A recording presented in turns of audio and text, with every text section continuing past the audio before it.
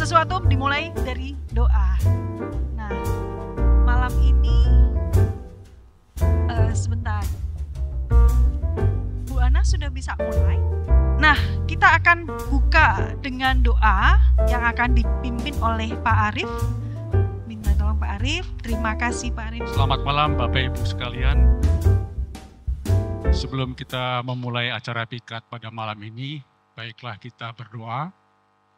Mohon berkat Tuhan dan marilah kita siapkan hati kita untuk doa pembuka. Dalam nama Bapa dan Putra dan Roh Kudus. Amin.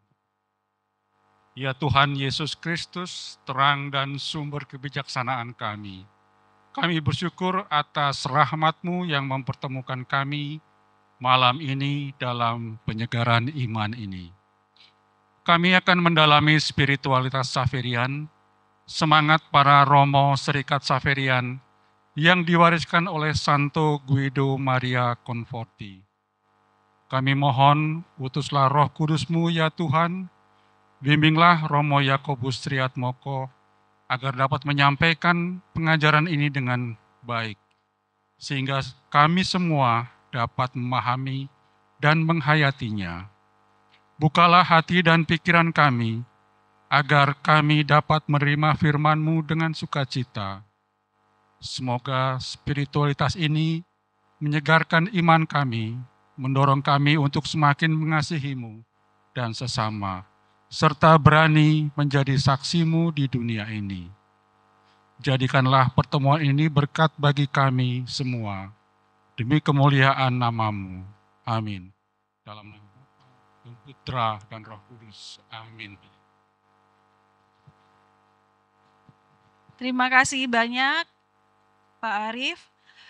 Nah, Bapak Ibu pasti sudah tahu siapa yang akan memberikan sesuatu yang luar biasa malam ini. Romo favorit saya yang selalu lemah lembut. Romo Yakobus Triatmoko SX. Romo adalah formator novis Serikat Xaverian. Tentu bukan yang asing ya, udah, nah kita agak takut nih kalau ditinggalin Romo Yakob nih.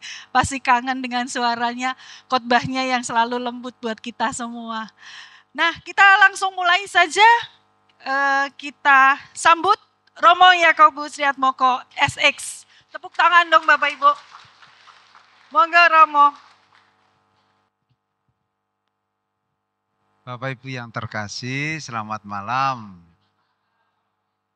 Sama seperti Mbak Endah, saya itu kagum kalau umat Paroki Matius Bintaro ini bersemangat untuk belajar dan belajar tentang iman. Ya. Maka kita pantas bersyukur kepada Tuhan. Ya. Dan malam ini kita mohon rahmat supaya bisa mengerti ya, karisma dan spiritualitas Serikat Misionaris Xaverian. Bapak Ibu semua sudah bersama para Romo Xaverian sejak berdirinya paroki ini. Sedikit banyak sudah bisa menebak atau mengerti apa yang menjadi spiritualitas Xaverian itu. Ya. Malam ini saya mau mencoba untuk menjelaskannya dengan harapan ya, Bapak Ibu tertarik untuk menghidupi karisma dan spiritualitas itu. Bulan lalu Romo Anton sudah menyampaikan pengantar. Ya. Pasti ada materi yang tumpang tindih, itu biasa. Tidak mungkin berbicara tentang Xaverian sama sekali berbeda. Ya. Pasti ada. Dan nanti kalau ada pertanyaan-pertanyaan bisa disampaikan di belakang. Saya akan berbicara dulu sekitar 1 jam atau 1 jam seperempat. Ya. Kemudian sisanya ada kesempatan untuk tanya jawab. Ya. Dari logo dulu. Serikat Xaverian. Kemudian tulisannya Caritas Christi Urget Nos. Dan di depannya ada logo. Logo nanti akan saya jelaskan pada bagian berikutnya ya. Di sana mulai dari Caritas Christi Urgetnos dulu ya. Urgetnos. Itu kasih Kristus yang mendorongku. Ini kita temukan dalam surat Rasul Paulus pada jemaat di Korintus. Kalau Paulus dengan semangat mewartakan Injil itu bukan hanya karena semangat manusiawinya, ya, tetapi karena kasih Kristus menguasainya. Dengan bahasa yang lebih jelas, Monsieur Ruby itu selalu mengatakan, Paulus merasa kasih Kristus itu mengangkanginya, gitu, mengangkanginya. Dia merasa selalu dipenuhi oleh kasih Kristus itu. Sehingga tidak mungkin diam. Ya. Karena merasa dikasih oleh Kristus, kasih itu mendorongnya untuk membagikan kasih yang sama kepada semua orang. Supaya akhirnya semakin banyak orang merasakan kasih Kristus itu dan pada gilirannya akan mewartakan kepada yang lain. Ya. Mengapa Santo Conforti memilih tema ini? Karena beliau sendiri merasakan hidupnya dipenuhi oleh kasih Kristus. Maka dia terdorong untuk mewartakan kasih itu kepada orang-orang yang belum mengenalnya. Supaya nanti orang-orang yang belum mengenalnya itu setelah mendengar pewartaan Injil Kristus, pada gilirannya merasakan kasih Kristus yang sama. Dan kalau sudah merasakan kasih Kristus yang sama, kemudian terdorong untuk mewartakan kepada semua orang. Maka di sana kasih Kristus mendorong kita. Nah, lambangnya ini, lambangnya di sana ada bola dunia, kemudian di situ ada salib yang merangkul dunia itu. Di sana ada tulisannya SX Serikat Xaverian. Serikat Xaverian mau mewartakan Kristus supaya Kristus dikenal semakin banyak orang, terutama orang-orang yang belum mengenalnya itu, dan kemudian terdorong untuk mewartakan kepada yang lain. Nah di sebelah sana, Bapak Ibu sering mendengar, Xaverian menjadikan dunia satu keluarga. Itu kerinduan yang berupa utopi tentu saja. Terpenuhinya nanti setelah di dunia sana. Menjadikan dunia satu keluarga. Pada zamannya Conforti, kan abad ke-19, Conforti berpikir, bukan hanya Conforti, tapi orang-orang sejamannya juga berpikir bahwa dengan mewartakan Kristus kepada orang-orang yang belum mengenalnya itu, mereka berharap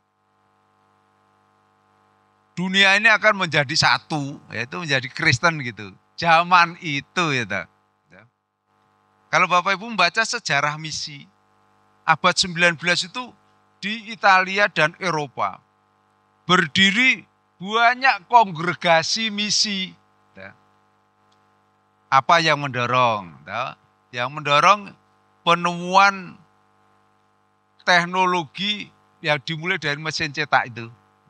Mesin cetak.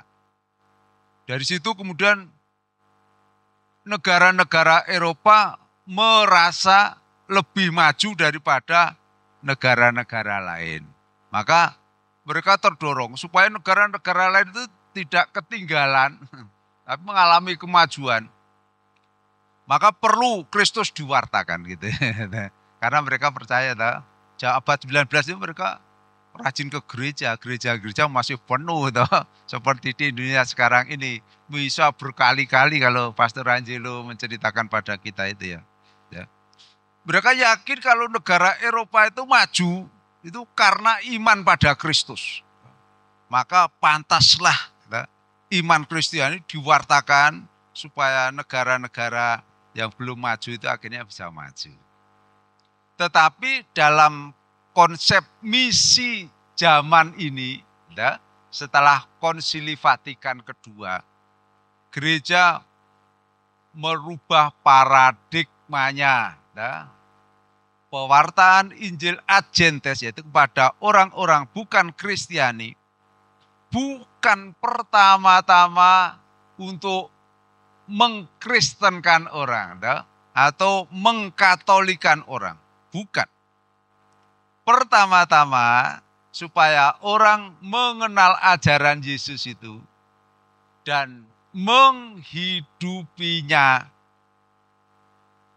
Kita punya keyakinan kalau semua orang menghidupi ajaran Yesus, ajaran kasih itu, maka dunia ini akan damai, penuh kasih. Waktu saya kuliah di KIP Semarang, saya aktif di Pramuka. Ada seorang dosen pembimbing yang membahas Injil.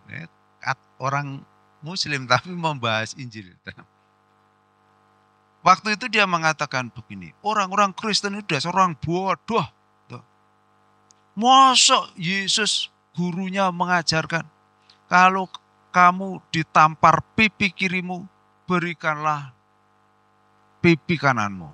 Itu bukankah ajaran bodoh? Gitu. Saya diam saja karena dosen itu. Nanti kalau saya bantah saya nilai saya jelek. Udah ya terserah. Tapi itu. Sementara Yesus kan mengajarkan. Selain sabda itu, Yesus mengajarkan juga, cintailah musuh-musuhmu dan berdoalah untuk mereka. Seandainya sabda ini dihidupi oleh semua orang, di dunia ini tidak ada orang lagi yang bermusuhan. Tidak ada perang Ukraina melawan Rusia. Tidak ada perang antara Israel dan Iran. Karena semua orang saling mengasihi. Tapi oleh karena banyak orang belum menghidupi ajaran Yesus itu, ya adanya seperti sekarang ini. Nah, Xaverian merasa mendapatkan karunia roh, bukan kemauan kami sendiri ya.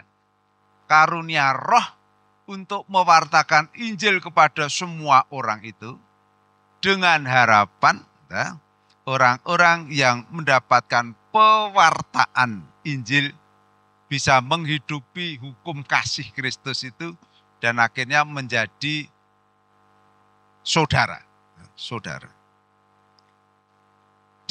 Saya kan baru saja pulang dari Thailand, Bapak Ibu ya, mendampingi para romo-romo muda.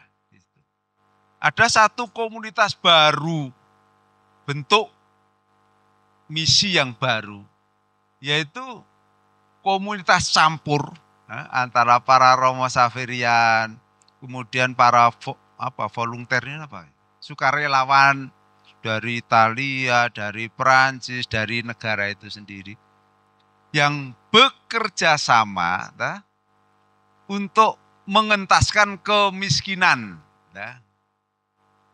Bapak Ibu tahu di negara Thailand itu lebih maju dari Indonesia ya. Saya melihat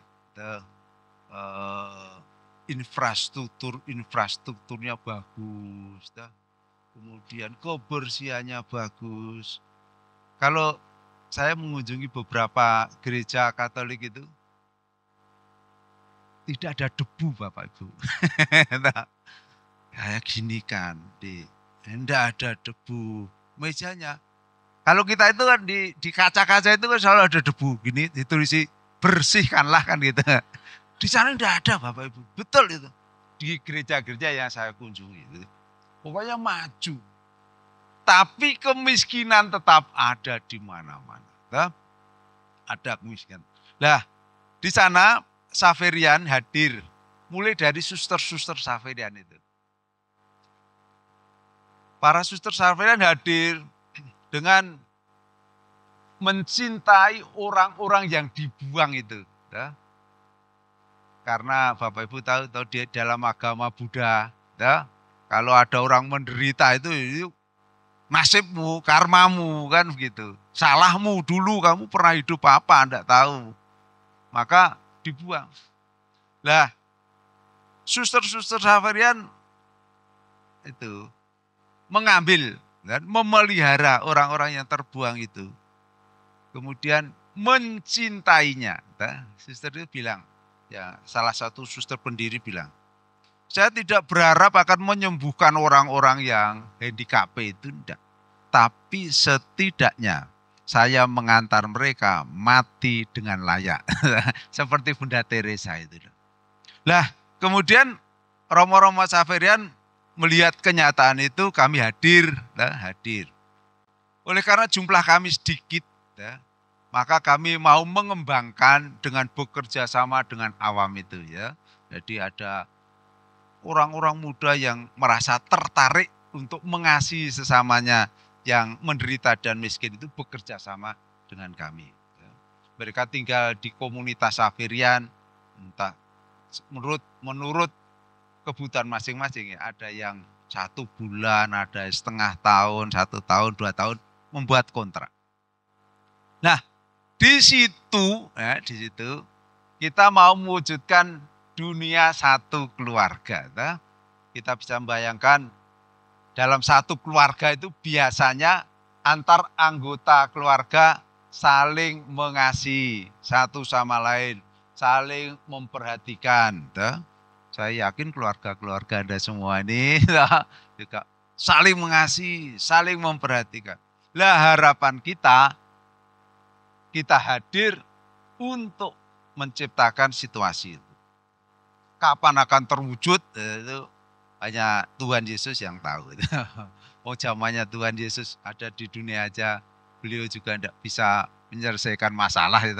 Apalagi kita ini. Yang penting aku berpartisipasi, memberikan sumbangan supaya terwujud dunia sebagai satu keluarga. Romo Anton pasti sudah menjelaskan ini. Santo Franciscus Xaverius dan Santo Guido Maria Conforti. Pertanyaannya, banyak orang bertanya, mengapa pendiri Anda namanya Conforti, tapi serikat Anda namanya Xaverian? Waktu Conforti masih hidup, orang-orang di sekitarnya meminta dia, kongregasimu mestinya ya bukan Xaverian tapi Confortian kan gitu. Seperti pendirinya Combonian kan gitu. Agustinian ya, Dominikan, Santo Dominikus namanya Dominikan dan sebagainya. Conforti tidak mau. Beliau mengatakan, yang mau saya wujudkan dengan mendirikan kongregasi ini menghidupi cita-cita Santo Franciscus Xaverius. Bapak Ibu semua tahu ceritanya. Santo Franciscus mewartakan Injil di Asia, Maluku, kemudian Ambon dan sebagainya, Jepang. Dia ingin masuk ke Cina, tapi rupanya keinginan itu tidak terkabulkan. Ketika beliau berada di Pulau Sancian, pulau kecil itu, dia sudah membayar tukang yang bisa mengantar, tukang laut itu bisa mengantar ke Cina. Tapi rupanya ditipu. Lah ditipu, kemudian terserang penyakit, dan beliau meninggal di situ. Lah, membaca kisah Santo Fransiskus ini, konverti muda berpikir, akulah yang harus meneruskan karya Santo Fransiskus ini. Maka dia mulai melamar ke 2 kongregasi misi. Pertama, mau melamar menjadi Yesuit. Tapi dia memberikan syarat, saya mau masuk Yesuit. Tapi nanti begitu saya menjadi imam, saya dikirim ke Cina ya. Anda semua tahu toh, Yesuit toh didikte. Kamu itu baru masuk aja udah. Belum masuk malah toh, baru udah minta mau ke Cina. Tidak diterima. Kemudian mau mendaftar di Don Bosco. Beliau menulis surat, dan di surat itu disertai sumbangan, sumbangan untuk karya misi SDP. Tapi rupanya Romo yang menerima itu tidak membaca suratnya itu, tapi menerima uangnya saja.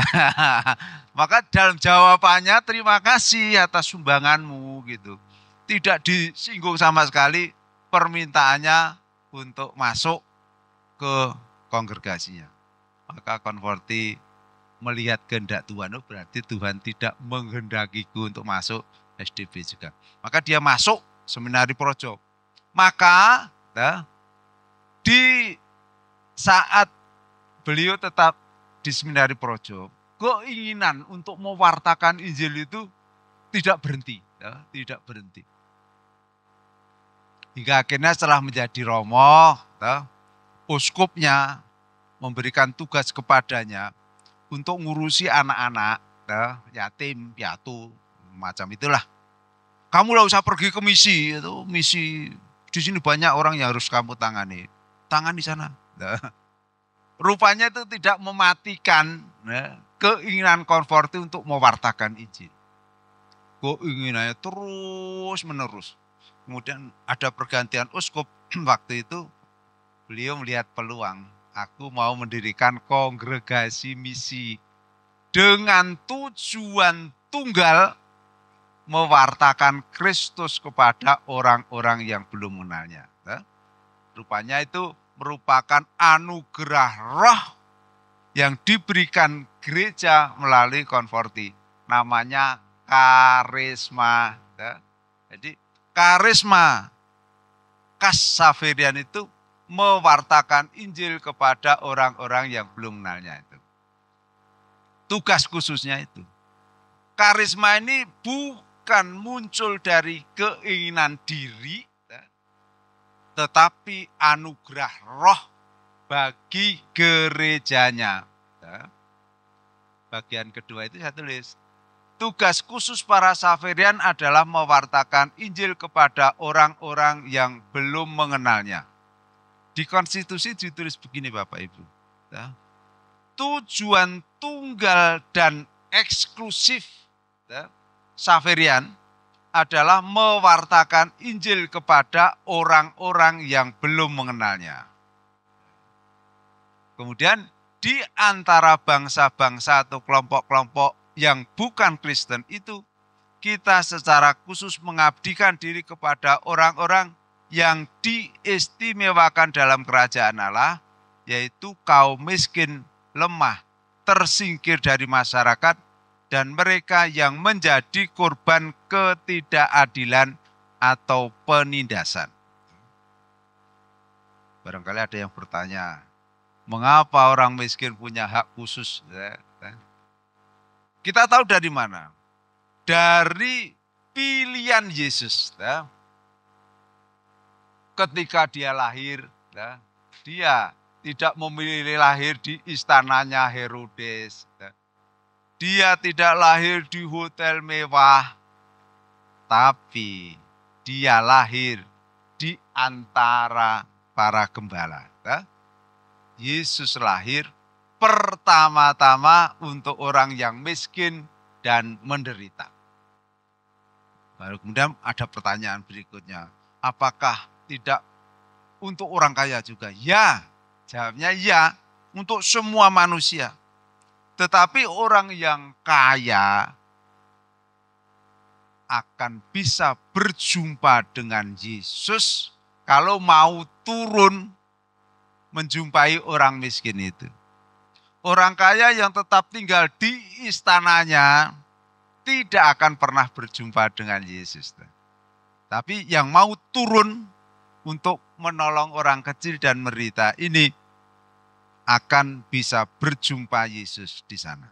Maka ini menjadi pilihan kami, ya, para Xaverian.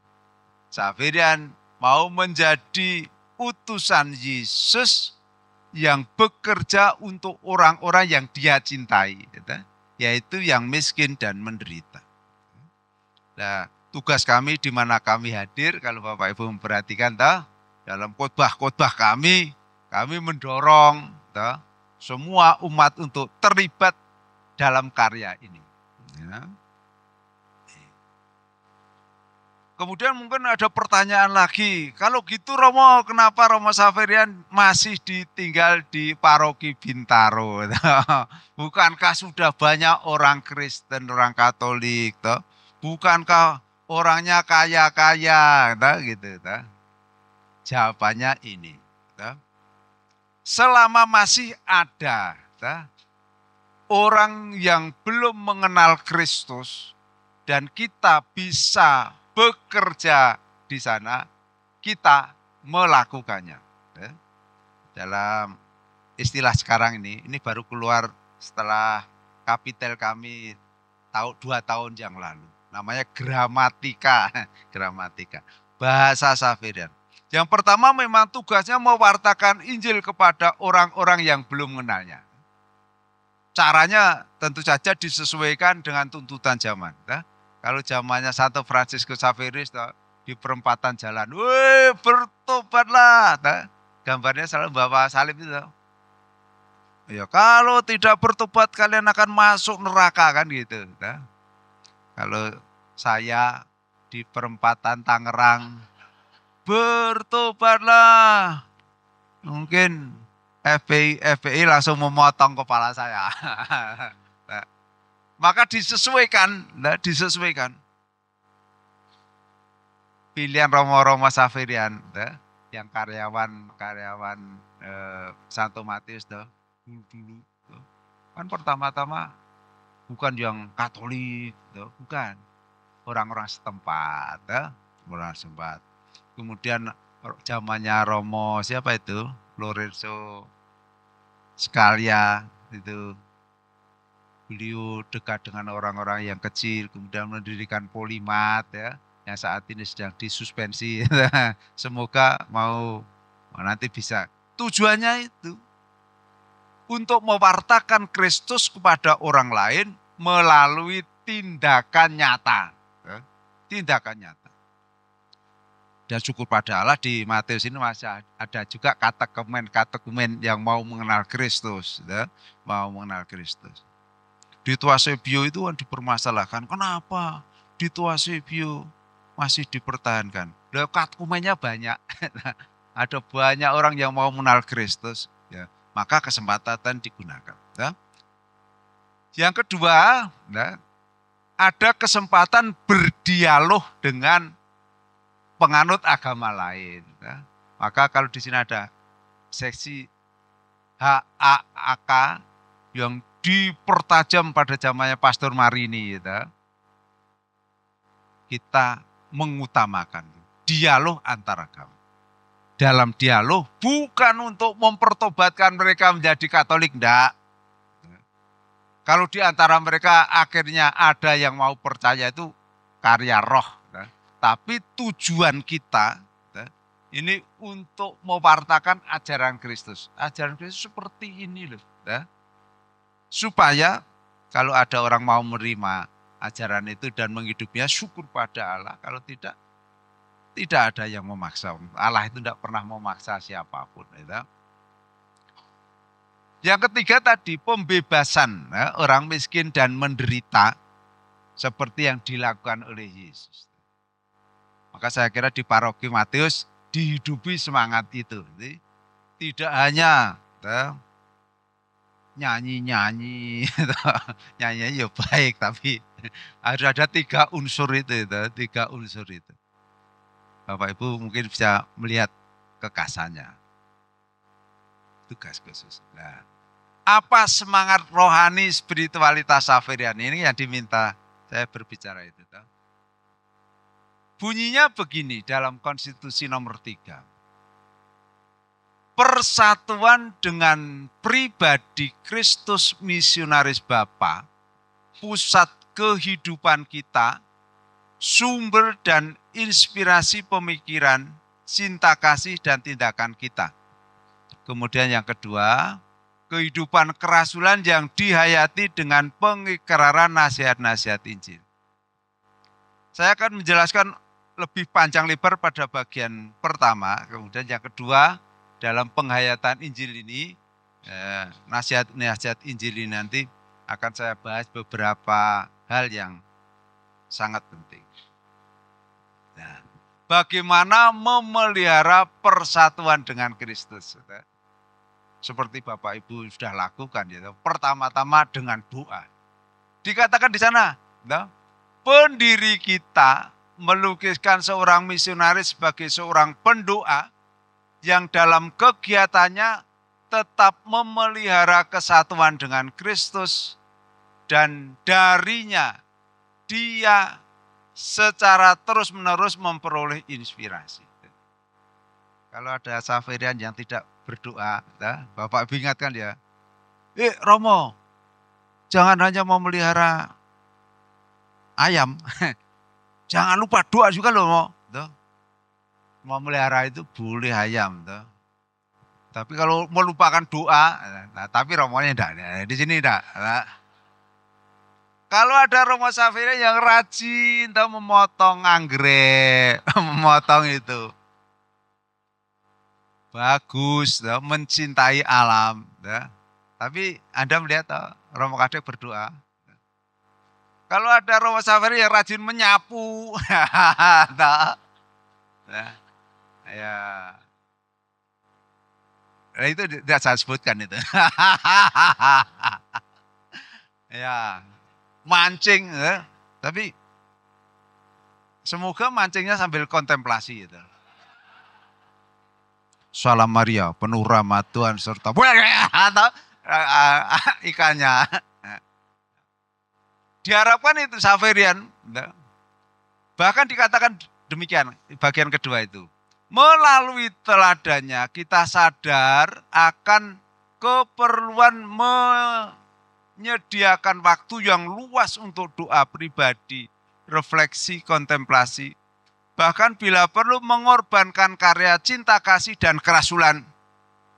Dengan demikian kita menghindarkan diri berlari percuma dan menjamin bahwa doa bersama itu sendiri tulus. Kata-kata ini dikutip dari pendiri kita. Ini. Jangan sampai kita berlari percuma kalau perlu mengorbankan karya cinta kasih dan kerasulan. Apa yang mau dikatakan pendiri? Begini. Kamu itu setiap hari, kalian itu setiap hari akan dituntut untuk melayani umat. Tapi jangan lupa kalian harus merawat dirimu sendiri. Merawat imanmu. Karena kalau tidak, kerja terus akhirnya kekeringan dan mati. Panggilannya ditinggalkan. Kita harus tetap memelihara hubungan yang mesra dengan Kristus melalui doa itu. Ya. Dikatakan di sana, memberikan waktu yang luas untuk doa pribadi, refleksi atau kontemplasi. Bapak Ibu juga diundang seperti itu. Hanya mungkin kadarnya berbeda karena tuntutannya berbeda. Yang kedua, mendengarkan dan merenungkan sabda Allah. Kita sadar bahwa sabda Allah membangkitkan iman dan menghimpun gereja. Maka kita merasakan perlunya mendengarkan, merenungkan dan mendoakan sabda setiap hari, baik secara pribadi maupun bersama. Jadi, merenungkan sabda Allah itu bukan hanya untuk mengerti isinya. Ketika kita merenungkan dan mendoakannya, sabda itu menjadi sumber kekuatan bagi kita. Misalnya, hari-hari ini kan sabda Yesus berkata, datanglah padaku kalian semua yang letih lesu dan berbeban berat, dan aku akan memberikan rasa lega kepadamu. Kan gitu kemarin, sabda Tuhan kemarin itu. Pertama-tama kita harus mengerti apa yang dimaksud Yesus dengan sabda itu. Kemudian mendoakan sabda itu. Setelah mengerti, mendoakan. Oke Tuhan, Engkau mengundangku untuk datang kepadamu. Saat ini bebanku begitu berat Tuhan, maka tolonglah aku. Kemudian membiarkan diri dipenuhi dengan Roh Kristus untuk bisa meneruskan sabda. Kalimat kedua kan sulit dimengerti itu. Pikulahku yang kupasang dan belajarlah daripadaku.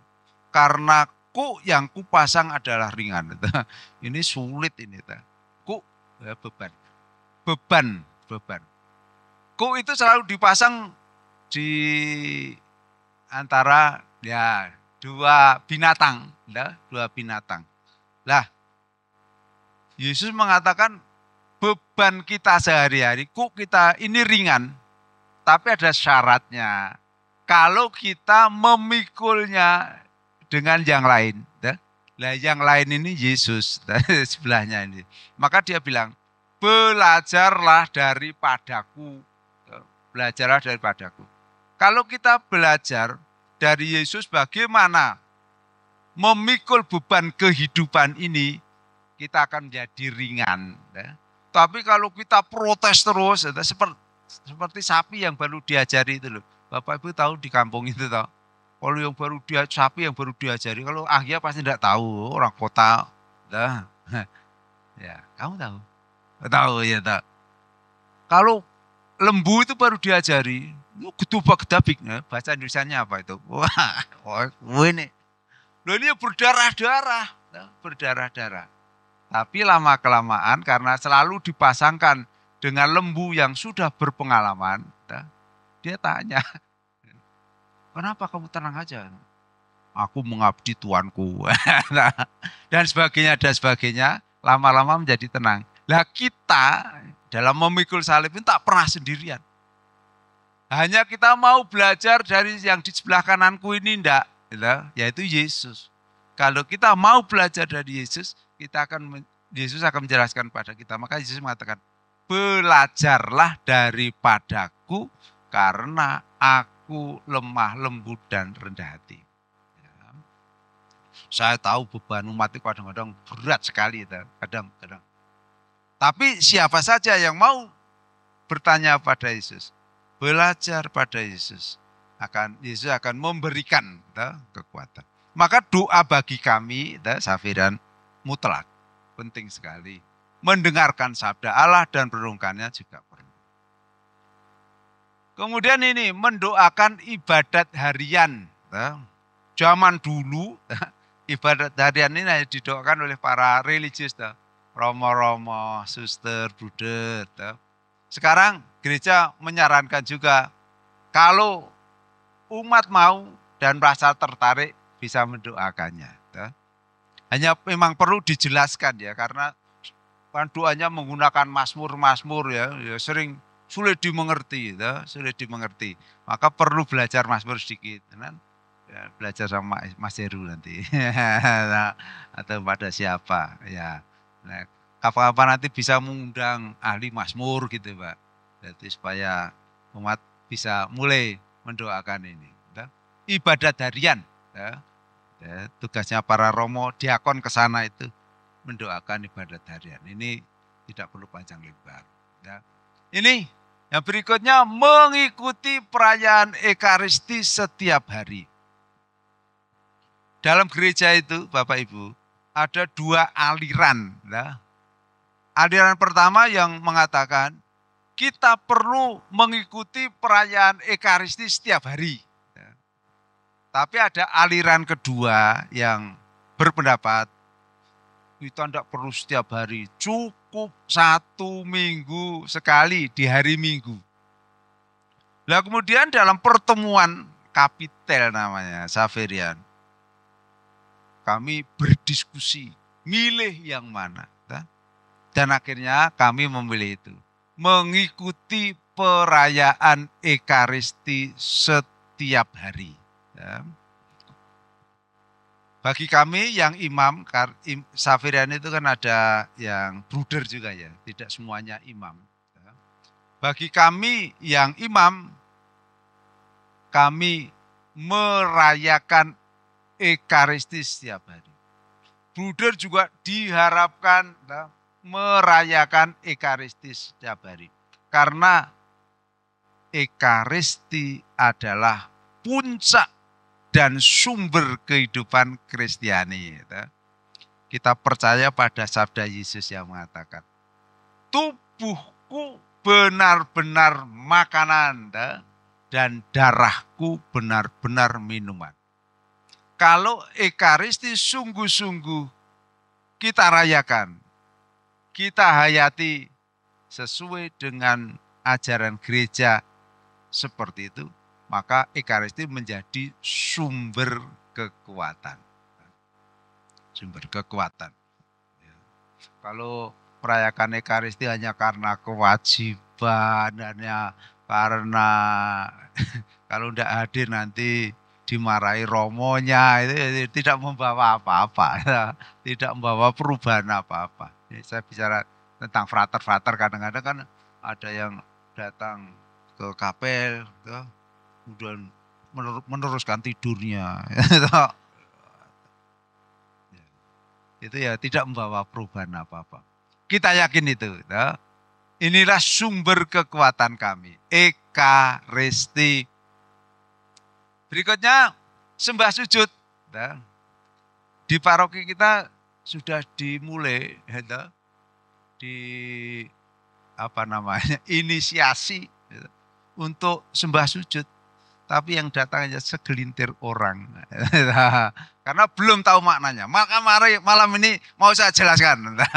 Supaya setelah ini nanti setiap hari Kamis minggu kedua, gereja kita akan penuh. Gereja. Kita menyembah Kristus yang hadir dalam hosti. Karena kita yakin bahwa Yesus sungguh-sungguh hadir dalam Ekaristi. Kalau orang-orang Protestan kan menganggap itu hanya peringatan.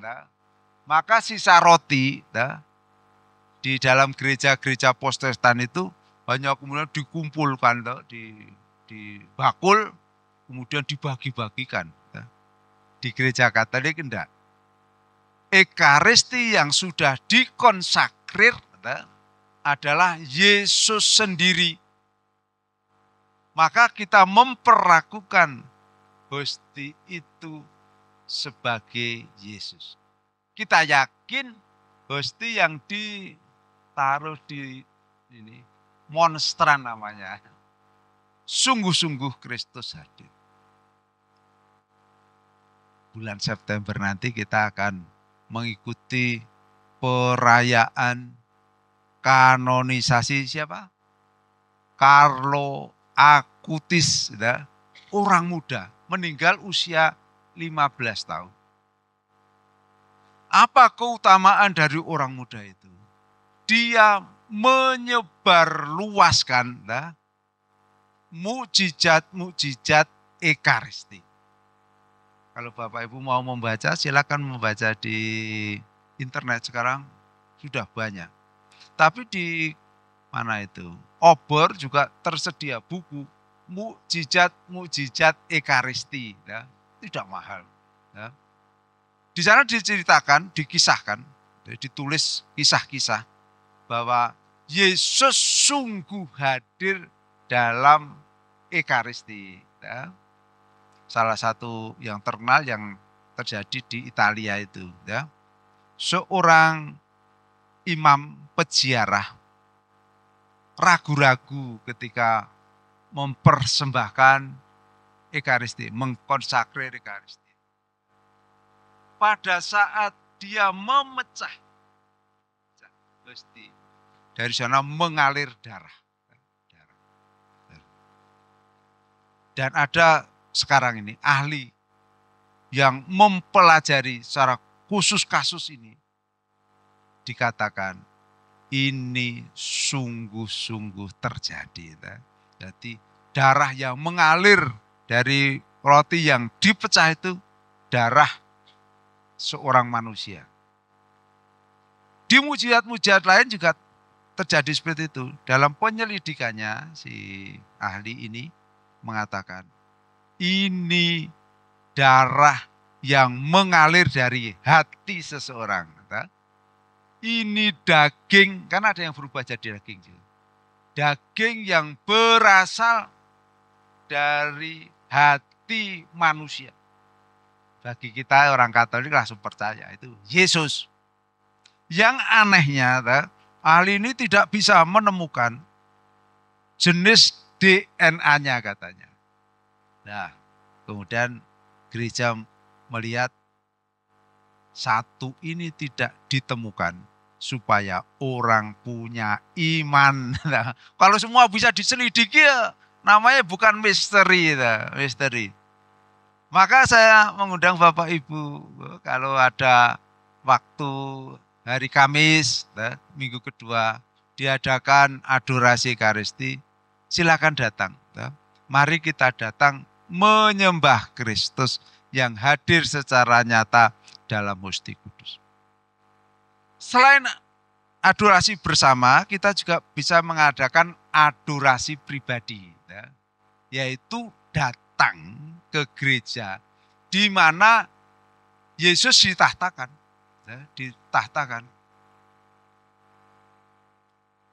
Apa yang kita lakukan di sana? Tidak melakukan apa-apa. Pokoknya aku datang, kemudian menatap Yesus yang ada di tabernakel itu. Membiarkan Roh Kudus memberi inspirasi kepada kita. Pasti Roh Kudus itu inspirasinya luas. Jadi kita biarkan inspirasi roh masuk dalam diri kita.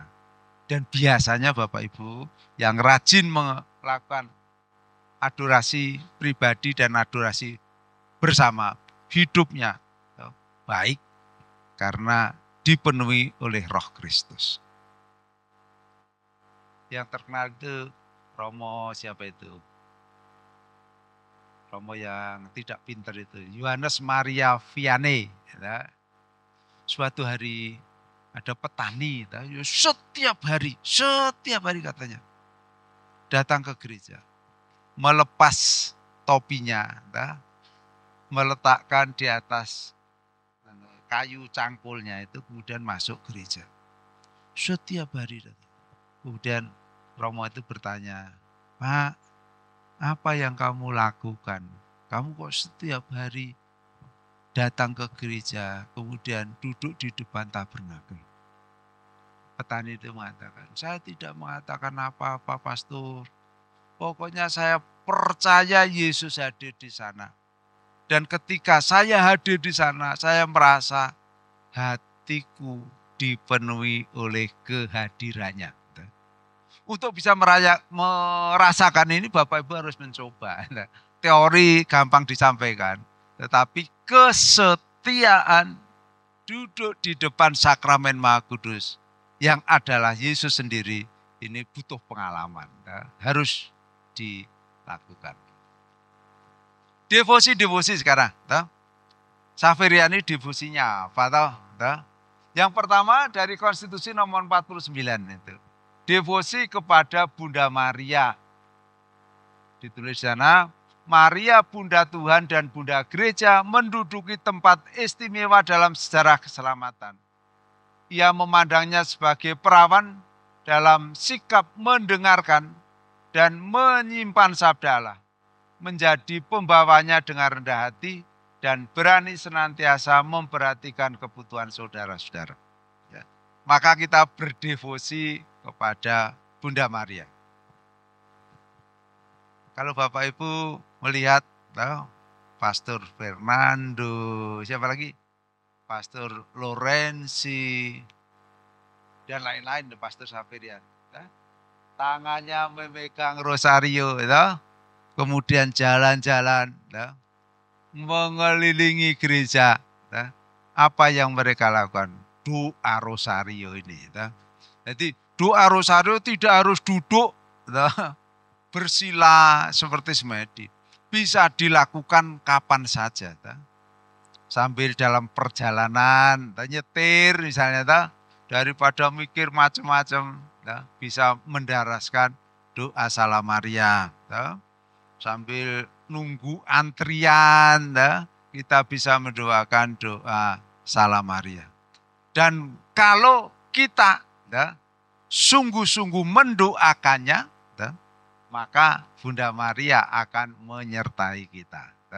Menyertai kita. Mosok ibu dicintai, ibu tidak tahu diri. Pasti mencintai kita. Keyakinan saya itu, Tuhan itu jauh lebih bermurah hati dan lebih baik hati dari diri kita.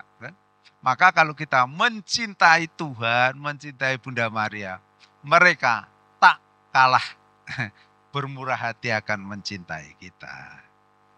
Kemudian devosi kepada Rasul dan Santo Fransiskus Xaverius. Di sini yang saya tampilkan hanya para rasul karena Santo Fransiskus sudah di depan. Di dalam surat wasiat nomor 1, pendiri kami Santo Guido Maria Conforti mengidentikan panggilan kami itu seperti panggilan para rasul. Ya. Pertama-tama datang untuk melihat dan mendengarkan Yesus. Di dalam Injil Yohanes bab 1, panggilan murid-murid pertama itu, yang diminta oleh Yesus bukan langsung kerja, enggak. Tapi datang dan lihatlah. Maka tadi dalam bagian pertama tadi, misalnya dalam mendengarkan sabda Tuhan dan merenungkannya, itu tugas pertama-tama yang dilakukan oleh para misionaris Xaverian. Kalau enggak, yang diomongkan hanya dirinya sendiri. Winter khotbah. Tapi muter. Yang diceritakan hanya dirinya sendiri. Tapi kalau seorang Xaverian rajin mendengarkan sabda Tuhan seperti para rasul, yang diceritakan bukan dirinya sendiri, tetapi Kristus yang dilihatnya dalam kehidupan sehari-hari. Mewartakan Kristus. Kita mau menjadi seperti para rasul. Resikonya apa? Bisa menjadi martir seperti mereka. Nah, Xaverian beberapa tahun yang lalu mendapatkan 3 martir yang dinyatakan sebagai beato.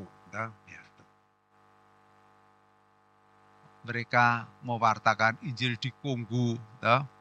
Kemudian mereka dituduh, waktu itu ada pemberontakan. Dituduh ketika tentara pemerintah menyerang mereka, si pemberontak ini, pasti kalian ini yang memberitahu karena yang punya radionya kalian. Intinya gitu loh. Kemudian tidak betul, kami tidak melakukan. Satu ditembak. Yang lain diajak, ayo kamu ke sini, pergi ke sana. Jawabnya apa, Bapak Ibu? Kalau kamu mau membunuh saya, bunuhlah di sini. Engkau telah membunuh saudaraku. Maka biarlah aku mati di sini. Dor, yang kedua. Akhirnya jadi martir. Nanti kami semua juga siap menjadi martir. Gitu. Kalau Tuhan mengendaki. Gitu. Kalau enggak, martir sehari-hari. Ya. Kemudian berikutnya, ya, itu udah banyak ternyata. Devosi kepada Santo Yusuf ini penting bagi kami. Nah, di Xaverian ya kan, saya taruh patung Santo Yusuf karena kami belajar dari pastor kami, namanya Pastor Uceli. Beliau rektor sebuah seminari. Ya. Kalau anak-anaknya kehabisan kentang, beliau datang. Santo Yusuf, ini urusanmu. Ini anak-anak ini kelaparan. Padahal datang. Butuh apa lagi, datang lagi. Santo. Ini. Dari situ saya terinspirasi. Di Xaverian ini ada 2 patung Santo Yusuf. Yang satu di ruang tamu, satu di ruang makan. Kalau Bapak Ibu yang datang ke Xaverian, meja itu selalu penuh. Makanan. Kalau kurang saya juga sama minta pada Santo Yusuf. Santo Yusuf ini, anak-anak ini tidak punya lauk. Kemudian datang, jing. Romo, ini ada lauk untuk anak-anak. Itu Santo Yusuf, terima kasih. Xaverian tidak berkekurangan apa-apa loh. Bapak Ibu, harus memberi makan 20-30 frater. Tak pernah kekurangan. Semoga setelah saya pergi nanti dilanjutkan. ya semoga. Ya. Tapi dibutuhkan keyakinan akan penyelenggaraan ilahi. Nanti akan saya bahas berikutnya. Ya. Bagaimana diungkapkan spiritualitas Xaverian itu? Kan tadi kita menghidupi prakteknya seperti ini. Doa-doa seperti ini. Tapi kita dituntut ini. Semangat iman yang hidup yang mendorong kita melihat, mencari dan mencintai Allah dalam segala-galanya. Seraya memupuk di dalam diri kita hasrat untuk menyebarkan kerajaannya. Jadi para Xaverian dilatih sejak masa pendidikan untuk melihat kehadiran Tuhan dalam segala hal. Melihat kehadiran Tuhan dalam hal-hal yang enak itu gampang. Saya ulang tahun dapat baju dari umat, syukur padamu ya Allah. Gampang. Sepatuku rusak, kok ada yang melihat. Syukur padamu ya Tuhan. Tapi kalau dikecewakan, bisakah aku bersyukur pada Tuhan? Nah ini butuh rahmat khusus tadi. Duduk di depan sakramen Maha Kudus, kemudian menceritakan. Dan benar dalam setiap peristiwa itu ada Allah di sana. Suatu hari ini ada seorang novis kami yang keluar. Ketika keluar biasanya kan kita siapkan semuanya, tiket kita siapkan, kemudian keperluan disiapkan. Dan masih beri uang saku lagi. Supaya bisa untuk hidup. Pokoknya hari-hari pertama lah begitu. Sampai sana itu ada sampai di kampungnya. Ada seorang mantan novis itu yang menulis di media sosial. Apa yang terjadi di Wisma Xaverian. Intinya katanya, magisternya galak, magisternya jahat gitu. Kemudian saya bacakan pada yang masih ada di sana. Ini kita bacakan ini. Ada temanmu yang keluar kemarin nulis gini. Apa reaksimu? Semua menjawab, rata-rata menjawab. Kita membuat cerita balasan Romo. Nanti kita muat di situ. Saya tanya pada Yesus, Yesus, apa yang harus saya buat? Apakah harus membuat itu kisah tandingan? Yesus bilang, enggak, no. Itu bukan cara pikirku gitu. Saya nah, kemudian apa? Saya diundang untuk membaca Sabda Bahagia itu loh. Sabda Bahagia. ketika membaca sabda bahagia itu berhenti itu tuh. Berbahagialah orang yang dianiaya, kemudian juga difitnah dan sebagainya. Ketika mendengar itu, hatiku itu bersuka cita. Berarti aku ini termasuk orang yang berbahagia. Setelah itu saya katakan pada mereka semua, tidak usah membalas kejahatan dengan kejahatan. Kita harus membalas kejahatan dengan kebaikan. Orang itu saya telepon, apakah kamu perlu biaya untuk kuliahmu? Saya tanya gitu. Saya tanya pada ibunya dan sebagainya. Intinya tidak membalas kejahatan dengan kejahatan. Balaslah kejahatan dengan kebaikan. Kalau akhirnya kita bisa sampai ke titik itu, hanya karena kita mengandalkan Yesus tadi. Kalau kita hanya mengandalkan kekuatan kita, pasti kita akan marah dan balas dendam. Jadi melihat, mencari, dan mencintai Allah. Melihat itu kalau begitu aku melihat peristiwa langsung bisa mengerti. Oke, kalau belum mengerti aku mencari. Tanya pada Tuhan, Tuhan apa maksudmu dalam peristiwa ini? Kadang-kadang butuh waktu yang lama ya. Tidak, jawaban Tuhan tidak langsung ini maksudku. Tidak, butuh waktu yang lama. Dalam hal ini dibutuhkan kesabaran. Menunggu waktunya. Tuhan tahu waktunya yang terbaik. Setelah bisa melihat kehadiran Allah dalam peristiwa termasuk yang kurang menyenangkan itu, kemudian aku mencintai dia. Mencintai dia. Ini ya. Kemudian semangat ketaatan yang siap, sedia, dan murah hati. Ketaatan siap, sedia, murah hati. Pokoknya siap melaksanakan kehendak Allah melalui pimpinan yang resmi. Saya ini menghidupi ketaatan. Saya selalu mengatakan pada para frater saya tidak nunggu 2 menit untuk taat. Saya tahu kalau tahun ini masa jabatan saya, tugas saya sebagai magister selesai. Setelah 12 tahun itu. Biasanya 6 tahun, sudah 2 kali lipat itu. 12 tahun. Doa saya apa Bapak Ibu? Doa saya, Tuhan, satu hal yang ingin kuhidupi, yaitu melaksanakan kehendak-Mu. Maka tunjukkanlah kehendak-Mu padaku. Saya mulai bicara dengan pastor provinsial. Romo, saya mau menjalani tahun ofisial di Manila. Karena menurut Romo Memo program di sana tahun sabatikal bagus sekali.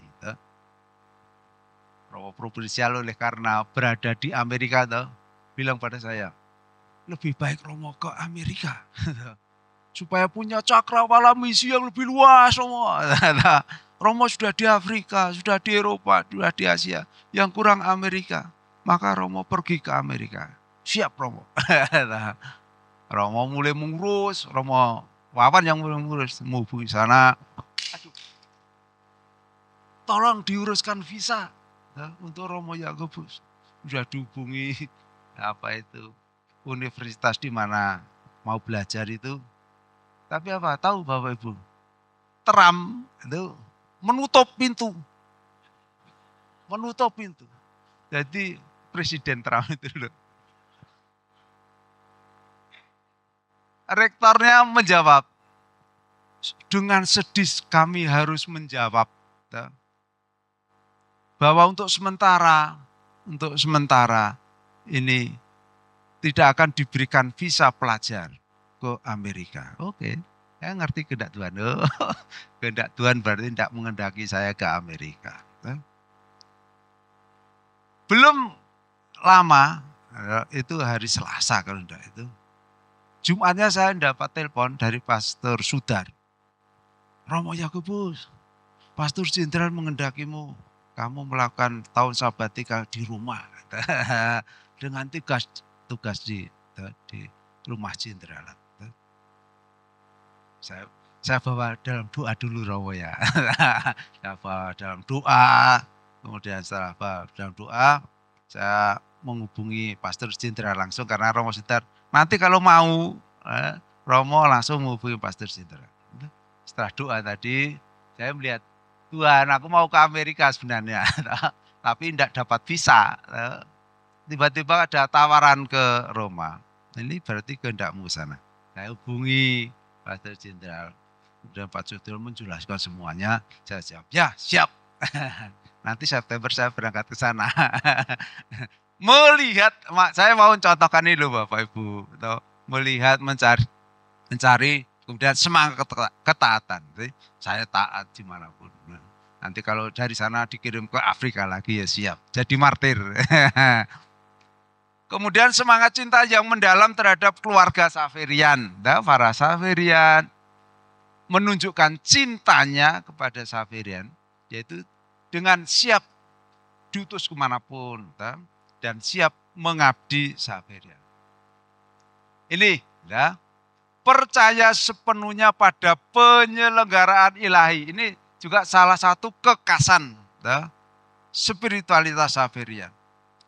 Dikatakan begini dalam konstitusi itu Bapak Ibu. Terkecuali rumah-rumah yang terpakai secara eksklusif oleh para misionaris dan sekolah-sekolah pendidikan, serikat kita tidak boleh memiliki harta tak bergerak jenis apapun. Kan ada kongregasi yang punya ladang sawit, ada yang punya sekolah-sekolah, ada yang punya kapal, ada juga kongregasi yang punya kapal pesiar gitu. Pendiri kami tidak boleh, jangan, kamu itu harus fokus untuk mewartakan Injil kerajaan Allah. Tetapi nanti dari mana? Kami makan dengan apa? Jawabnya, percaya saja. Kan Yesus yang mengutus para muridnya itu, enggak usah bawa pakaian dua, enggak bawa apa-apa pokoknya toh. Kalau di sana diberi makan ya kemudian makanlah keluarga yang tinggal-tinggal. Dan saya bisa memberi kesaksian bahwa sabda Yesus ini benar. Romo Tatna sama saya di mana? Di Thailand. Suatu hari ada pemilik hotel itu yang menjamu kami. Orang kenal dijamu. Kalau bukan karena murid Yesus, dijamu betul enak. Kemarin sebelum pulang ada umat dari Filipina mengundang kami makan. Siapa saya ini? Orang mengundang saya itu. Ya karena hanya murid Kristus.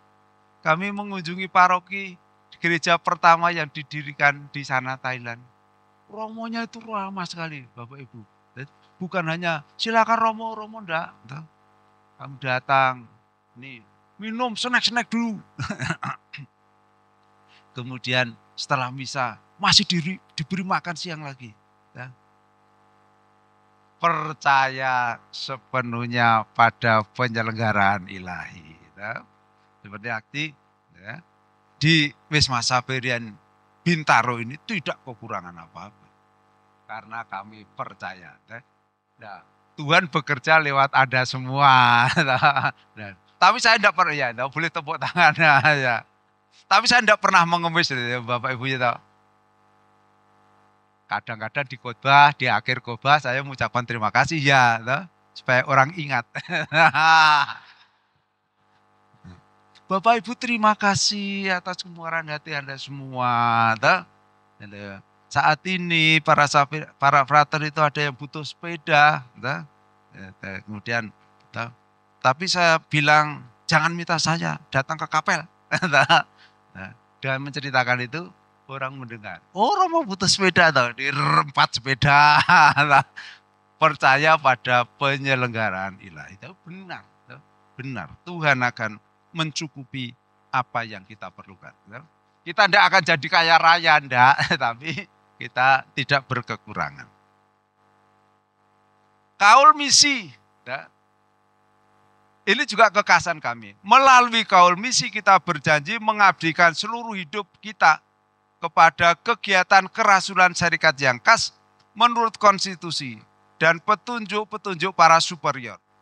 Berdasarkan kaul itu kita mewajibkan diri untuk benar-benar pergi ke daerah-daerah misi dan mengabdikan diri kita secara total untuk pewartaan Injil kepada orang-orang bukan Kristen. Jadi kaul kami tidak hanya kaul kemiskinan, kaul ketaatan, kaul kemurnian, tapi juga kaul misi. Siap diutus kemanapun untuk mewartakan Kristus kepada orang-orang yang belum mengenalnya tadi. Ini diharapkan para Xaverian siap pergi ke tanah misi. Romo Tarno nanti gilirannya, sekarang baru di Bintaro, enak, nanti Sierra Leone, di mana ada leonnya, ya leon itu singa. Ya.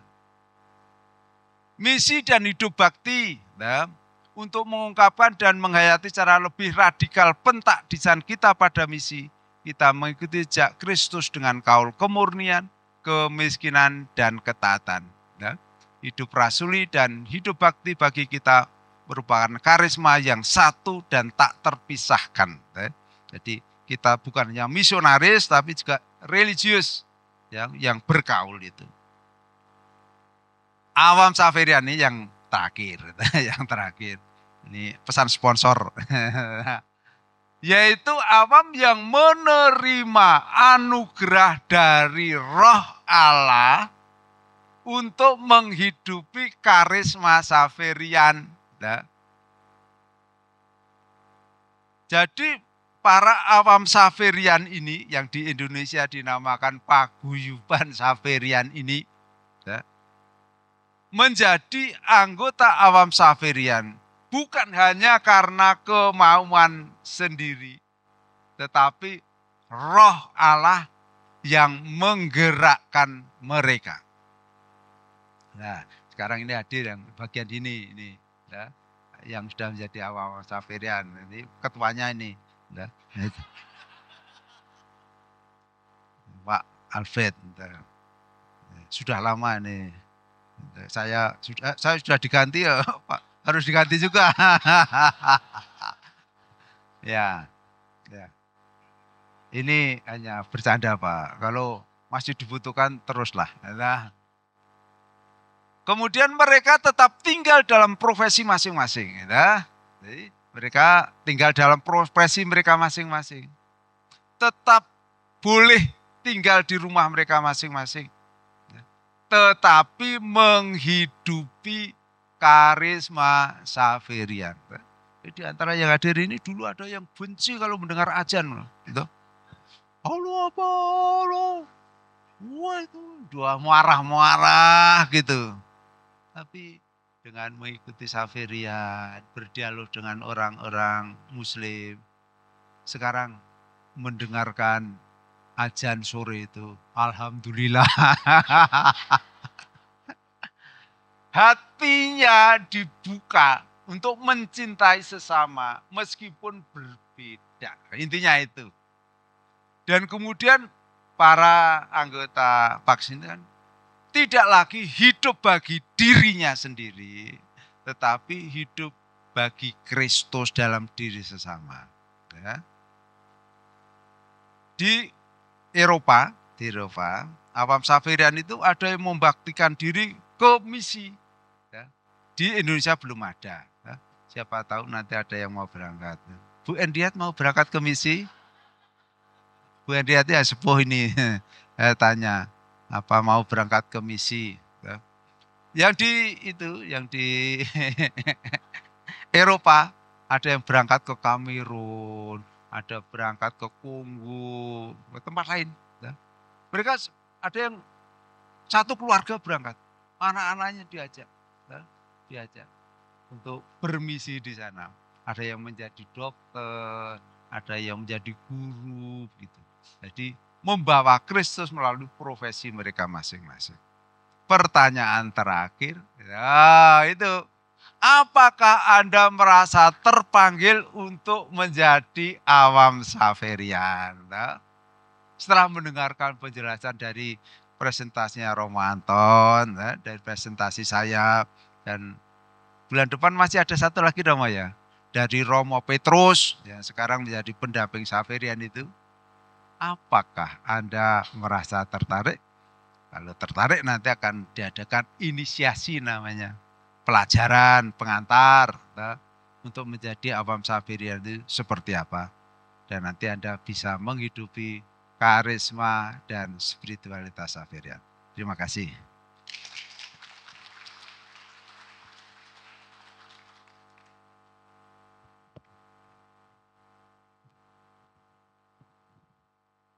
Luar biasa ya Bapak Ibu. Pertanyaan terakhir ini dibuka registrasi untuk awam Xaverian ya Romo. Oh ke Pak Albert ya. Oke, luar biasa. Tepuk tangan lagi dong buat Romo. Ya. Kita buka sesi tanya jawab. Langsung aja ya Romo. Yeah. Ada yang mau bertanya? Kebetulan karena saya yang bawa mic, saya nggak bisa tanya katanya. Jadi kalau saya tanya, boleh masuk nggak ke awam Xaverian gitu ya. Silakan Bapak Ibu, siapa yang akan bertanya? Jangan takut bertanya ya Romo, tidak harus jadi awam Xaverian. Bertanya dulu aja nggak apa-apa gitu ya Romo. Ya silakan Bapak.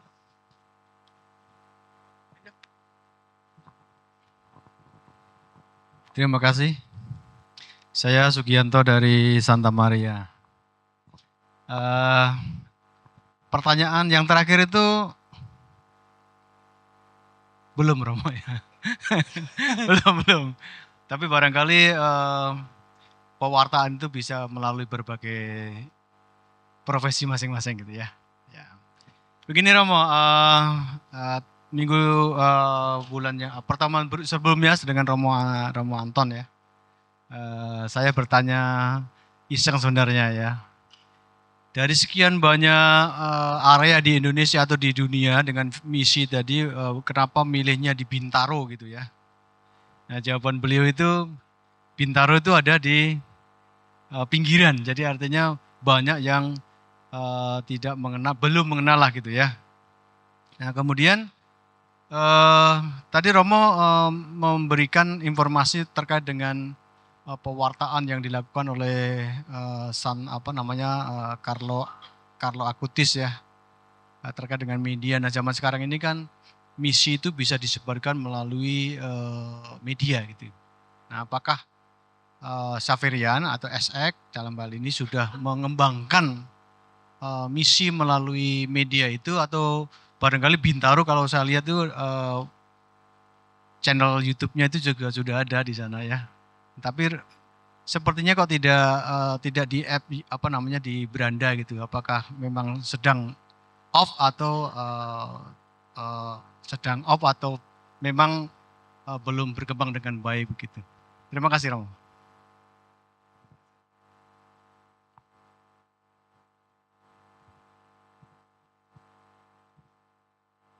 Untuk Provinsi Indonesia, pewartaan Injil melalui media sosial masih kurang.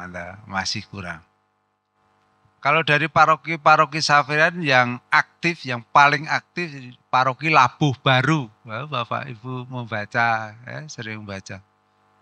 Mereka aktif menyebarkan berita-berita Injil, entah lewat Facebook, entah media sosial. Mereka lebih aktif. Dari provinsi belum ada ahlinya, makanya ya, kami belum. Tapi kalau Bapak Ibu melihat yang di Italia, kemudian di tempat-tempat lain yang media sosialnya sudah maju, mereka mewartakan Injil melalui media juga. Pernah ada namanya semacam pertemuan untuk membahas khusus pewartaan Injil di benua ke-6 istilahnya. Jadi benua yang nyata ini kan ada 5. Nah, dianggap yang media sosial ini dunia ke-6. Nah, pernah dibahas, ada pertemuan khusus. Nah, waktu itu yang berangkat dari Indonesia itu pastor yang bersemangat, tetapi sudah berumur. Pulang ke Indonesia tidak bisa menerapkan. Beliau dalam penjelasannya wah, kita ini harus merambah dunia ke-6 yaitu dunia digital dan sebagainya. Tapi beliau sendiri kan sudah berumur, tidak menguasai. Dan rupanya sampai sekarang di regio Indonesia belum maju. Belum maju. Terima kasih Pak ya. Terima kasih Romo. Sih ada lagi? Oh ya silakan Pak. Oke, saya lebih ke datanya Xaverian sih, tanya data Xaverian. Sekarang teman-teman saya yang di Eropa itu katanya di sana itu sekarang justru menjadi ladang misi. Yang dulu mengirim misi ke sini, sekarang misionaris itu banyak dibutuhkan di Eropa, dan di Eropa katanya Katolik meningkat. Meningkat pesat gitu ya, meningkat pesat. Pertanyaan saya lebih ke sekarang ini teman-teman Xaverian itu prosentasenya dari 5 benua itu yang paling banyak di mana, ladang panggilannya di mana, terus kemudian bentuk promosi panggilannya itu apa Romo selama ini? Dua-dua itu aja pertanyaan saya Romo. Terima kasih. Baik. Jumlah panggilan Xaverian yang menjadi Xaverian yang paling banyak sekarang ini dari Afrika. Dari Afrika. Jumlahnya banyak sekali. Rekan saya yang menjadi satu tim dalam pendidikan dasar tahun 2019 bilang pada saya, Romo Yakobus, di Afrika itu kalau mau menerima semuanya, rumah kita tidak akan muat. Karena banyak yang mau masuk. Tapi motivasinya kan bermacam-macam Pak ya. Jadi negara-negara Afrika itu di Kongo misalnya, di Burundi, situasi sosialnya, situasi ekonominya kan sangat buruk, sangat buruk. Banyak di antara mereka yang masuk ke dalam kongregasi religius itu hanya untuk batu loncatan, batu loncatan. Kongregasi kami belajar. Romo Petrus dan teman-temannya itu kan studi teologinya di Chicago. Nah, yang dari Afrika yang dikirim ke Chicago itu, yang jadi mungkin hanya 1 atau 2 itu. Jadi begitu tiba di Chicago atau di Meksiko, beberapa bulan kemudian mereka sudah keluar.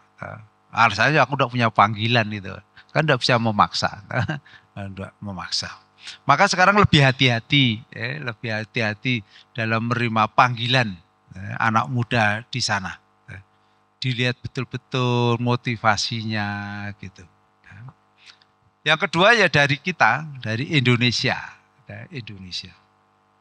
Kita bersyukur tahun ini ada 7 yang mau ditabiskan. Nanti akan disusul kemudian yang sudah diakon ada beberapa. Dan calon-calon sampai sekarang masih ada. Syukur pada Tuhan. Tapi seperti Bapak Ibu ketahui, ini ya kebanyakan masih dari daerah timur. Dari daerah timur. Sekarang menyusul dari daerah Batak juga, dari Sumatera Utara. Di antara mereka ada yang motivasinya sungguh-sungguh murni, ada yang motivasinya kurang murni juga, Di mana diketahui, kalau di tingkat 4 filsafat tidak ada hujan, tidak ada angin, mereka bilang Romo panggilan saya hilang. Walah kamu tuh yang mau cari S1 saja, Jadi dari keluarga sederhana, tidak bisa kuliah. Maka masuk Xaverian, kuliahnya gratis, makan gratis, tidur gratis. Ada 1-2. Tapi sekali lagi syukur pada Allah, masih ada beberapa yang akhirnya nyangkut. Berapa persen yang jadi Romo? Dari awal sini. Rata-rata itu 10-20% rata-rata. Kalau sekarang kami punya, sekarang ini kan berapa? 10 sama 16 nanti ya jadi ya 1,6 atau 3,2. Bu Ana ini ngajar anak-anak tahu ya Bu ya, antara 10 sampai 20% itulah. Tapi ini bukannya Xaverian, semua kongregasi saya kira, atau semua kongregasi ya sudah. Ya. Meksiko sudah mulai menurun, dulu banyak, ya. Dulu seperti Indonesia ini, ya. Tapi sekarang tinggal sedikit. Di rumah novisiat itu hanya ada 4 orang. 4 orang itu terdiri dari novis 2, pranovis 2. Karena syaratnya harus 4. Kalau enggak 4 enggak boleh. Ya. Jadi di Eropa enggak ada lagi. Ya. Di Eropa kami enggak ada lagi panggilan. Tapi kita bisa mengerti mengapa di Eropa enggak bisa. Wong keluarga-keluarga sekarang ini kan paling anaknya 1. Kalau anak 1 itu ya anak yang dididik, dimanjakan itu sulit atau berkorban dari romo. Yang anak 1 itu biasanya kan dimanjakan, rela berkorbannya kurang. Maka ya panggilan di Eropa Xaverian tidak ada lagi. Itu lagi. Apa lagi tadi? Oh, bentuk promosi panggilan sebenarnya tidak kurang-kurang. Di Eropa itu romonya rajin-rajin. Kan suatu hari diputuskan romo-romo Xaverian di Italia dan di Amerika itu tidak memegang paroki lagi supaya bisa menganimasi anak-anak muda di paroki yang banyak itu. Tapi hasilnya 0. Hasilnya 0. Jadi animasi selalu dilakukan tapi tergantung juga Roh Kudus yang memberi, yang memberi. Di Indonesia ini kan romo-romo yang animator misioner datang ke sekolah-sekolah, ke seminari-seminari, tapi hasilnya itu tadi belum atau tidak selalu memuaskan. Ya kita berserah pada Roh Kudus tadi, ya, Roh Kudus. Gitu Mas. Ya, masih ada lagi, silakan Ibu.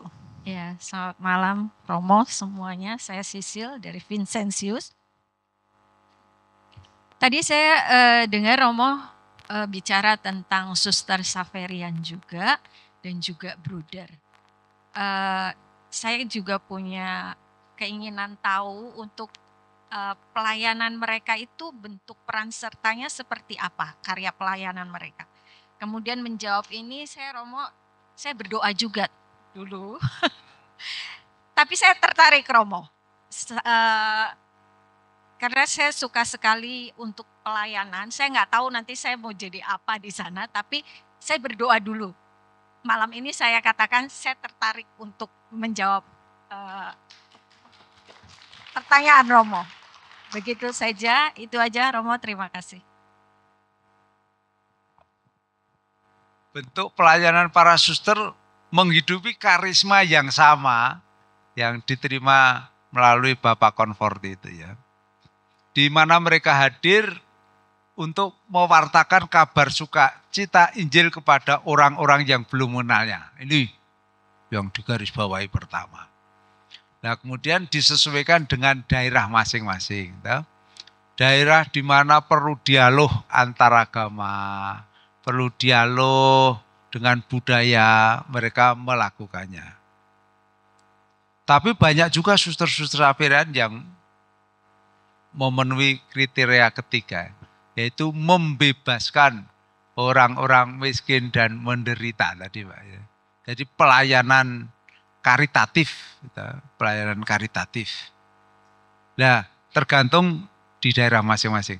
Berbeda dengan yang di Thailand, berbeda dengan yang di Brasil, berbeda dengan yang di Sierra Leone, berbeda dengan yang di Kongo. Yang di Kongo itu 4 tahun lalu ada 3 yang dibunuh. Nah, 3 yang dibunuh.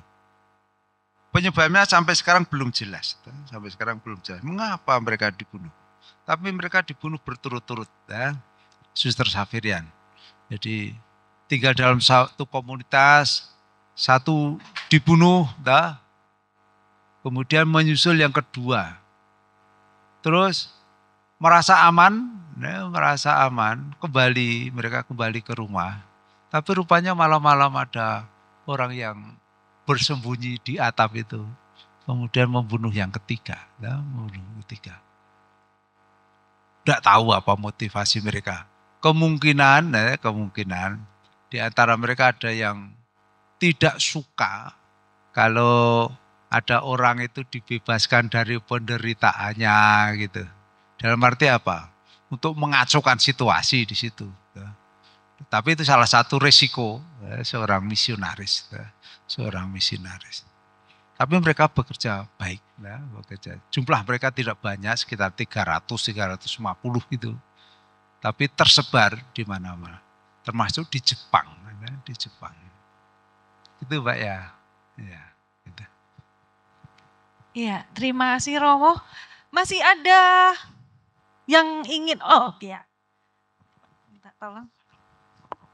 Bapak, belakang. Ya.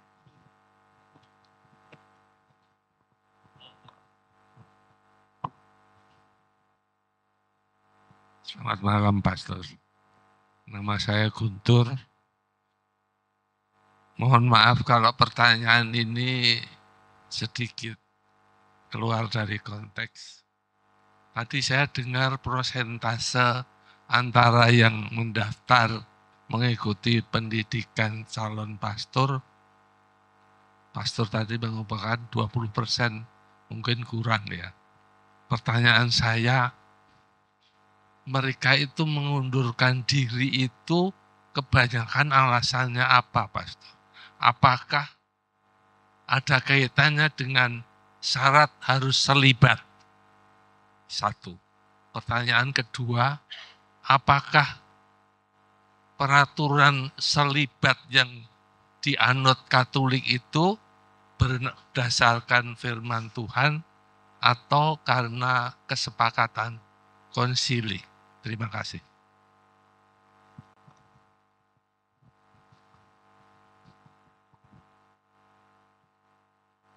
Apa alasan dari calon-calon itu sehingga tidak sampai akhir alasan mereka? Ya ada dua kemungkinan kalau seorang frater itu keluar.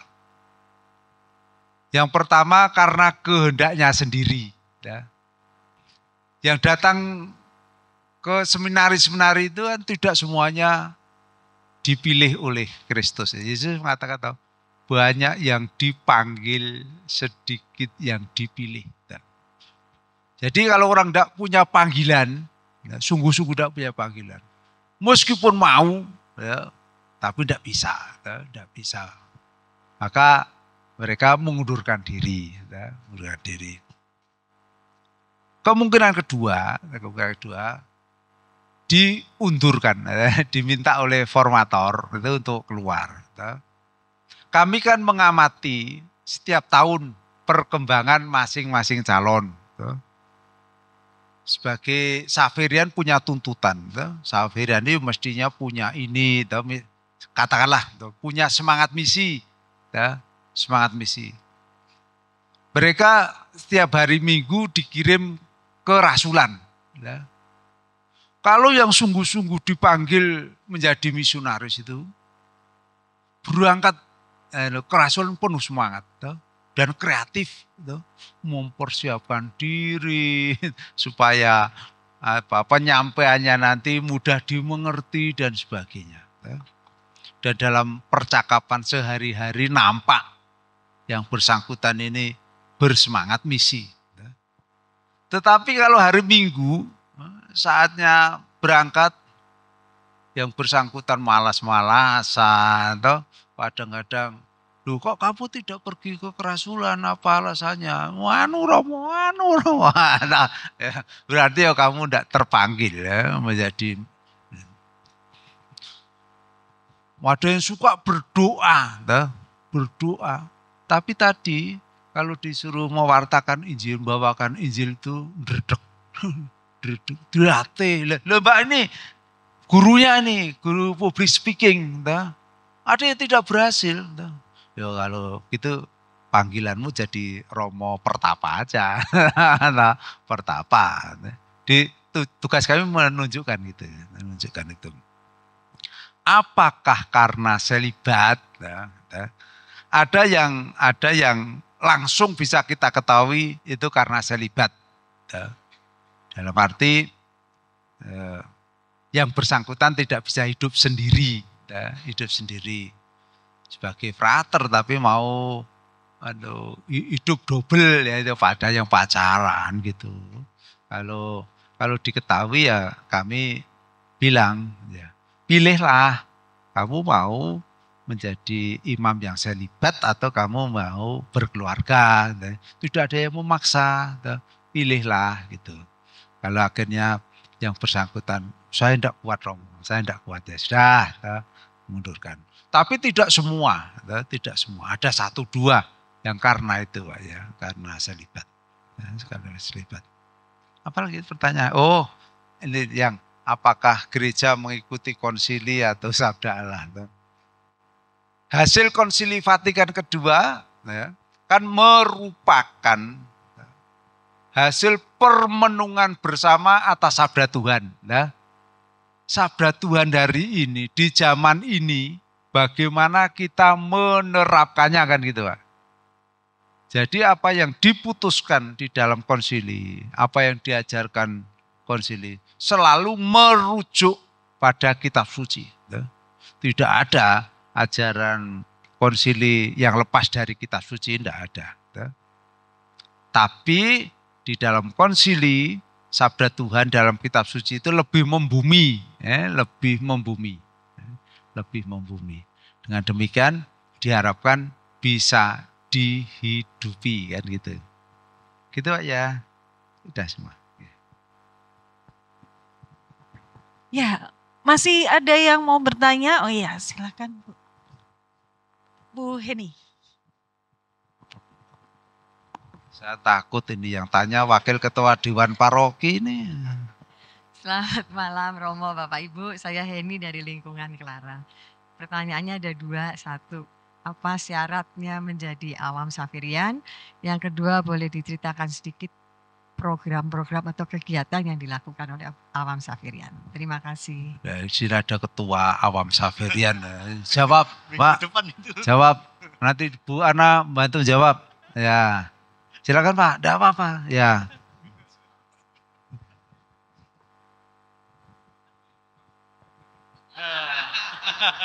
Ini ada guru public speaking.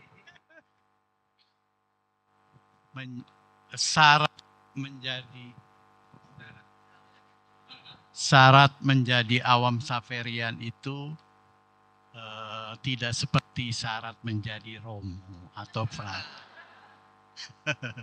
Tidak banyak persyaratannya, yang penting ada acara sebulan sekali. Kita berkumpul dengan misa, ada sebelum misa itu pembicaraan setiap kumpul itu ada yang dibicarakan, misa, lalu ditutup makan siang bersama-sama seluruh anggota. Jadi nggak harus ada syarat pinter kitab suci, karena kita bukan pendalaman iman. Di awam Xaverian itu bukan membahas masalah iman, tetapi menghidupi. Selalu Romo Xaverian itu mengatakan menghidupi semangat, karisma, dan spiritualitas Xaverian. Itu yang tadi dibahas panjang lebar itu. Jadi kita harus menghidupi. Jangan jauh-jauh saya tertarik menjadi awam Xaverian. Ya karena paroki ini dari sejak saya tahun 80 tinggal di Bintaro ini, saya itu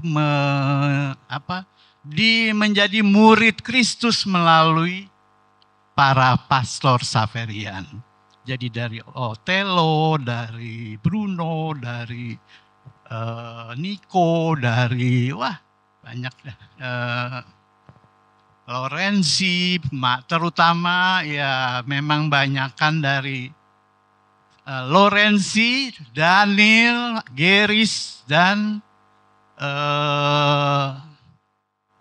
Pastor Yakobus di sini, Pastor Petrus juga udah pernah di sini. Jadi itu spirit pewartaan dari Xaverian itu menarik saya untuk mau ikut menghidupi semangat, karisma, dan spiritualitas Xaverian. Saya kagum dengan tadi itu, menjadikan dunia satu keluarga. Artinya apa? Ketemu siapapun juga saya itu akan menganggap manusia semua yang ada di dunia ini adalah saudara saya. Enak kan? punya sikap bahwa kamu adalah saudara saya. Apalagi yang saya dapat dari Lorenzi, ini mah cuman joke atau apa ya. Suatu hari kalau ini benar-benar nyata di dunia, maka di dunia ini kita masuk ke negara lain, no visa. Tidak perlu pakai visa karena seluruh bangsa, suku bangsa dunia ini satu keluarga. Itu harapan dari semua manusia kayaknya di dunia ini. Kalau kemana-mana saya nggak perlu ada, ribet itu urus visa, di sini dicurigai, di sana dicurigai dan segala macam. Tapi kalau udah semuanya satu keluarga, kita dianggap keluarga, pasti nggak ada berurusan-urusan yang ribet-ribet seperti itu. Kedua, saya satu-satunya yang mengikuti acara kanonisasi Guido Maria Conforti menjadi santo. Di Bintaro ini dan mungkin di Jakarta ada beberapa orang, tapi di Bintaro saya sendiri yang ikut.